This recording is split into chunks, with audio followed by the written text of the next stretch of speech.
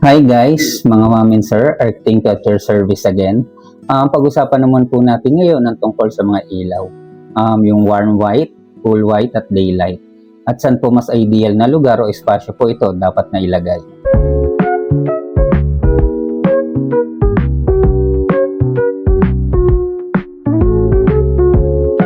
Kung magpapagawa po tayo ng bahay, siguro napapansin nyo na isa sa nagpapaganda ng bahay nyo ay ang tamang lighting placement at kung anong kulay ang ginagamit mo to set yung mood ng bahay mo. Bali first, pag-usapan po natin yung warm white.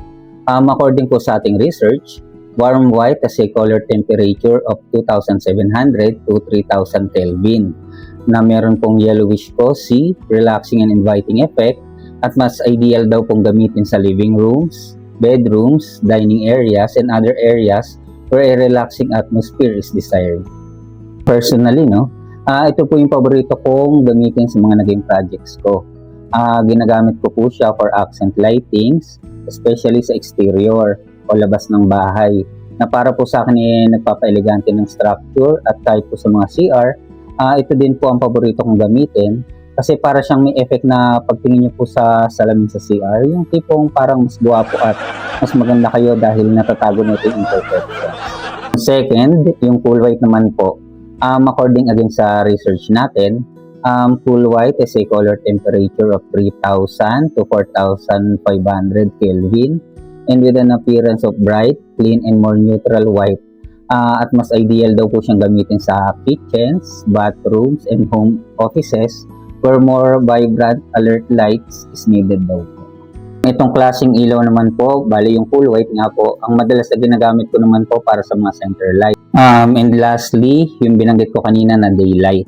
According po sa research, meron po siyang color temperature of 4,500 to 6,500 Kelvin. And ito daw po yung ito bali yung brightest white that mimics natural daylight.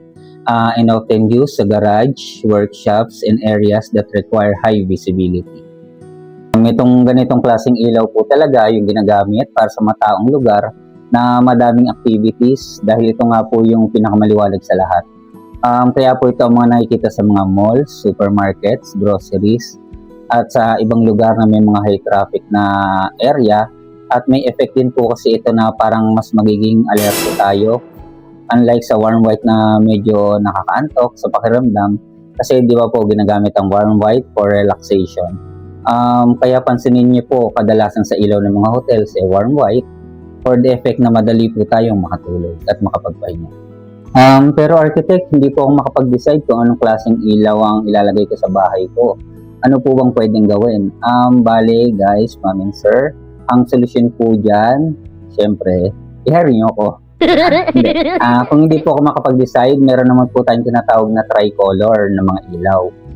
Bale sa isang lighting fixture, nandun na lahat ng warm white, cool white, at daylight na options. Kailangan nyo lang po pindutin ng makailang ulit yung switch sa preferred yung ilaw sa time na yon. Pero po as an architect, hindi po ako fan ng tricolor. Pero I'm not against po Bale gusto ko po kasi na on point kung anong klaseng mood ang gusto kong ilagay sa certain area. Kadalasan naman po ang diskarte ko, for example sa living area. Meron po akong pin lights all corners. At ang ginagamit ko din ay warm white. At kung may cove lighting din ako, warm white din po ang nilalagay ko doon. Pero sa mismong center light na, doon po ako gumagamit ng cool white or daylight. So bali, may options pa din sila owners. Kung gusto nila na ma-relax sila, pwede nilang i-turn on yung pin lights or cove light na warm white ang gamit. If gusto naman nila ng active mood, ang i-turn on po nila yung center light. And so that's it guys, mga ma'am and sir. Sana po may natutunan kayo kahit konti.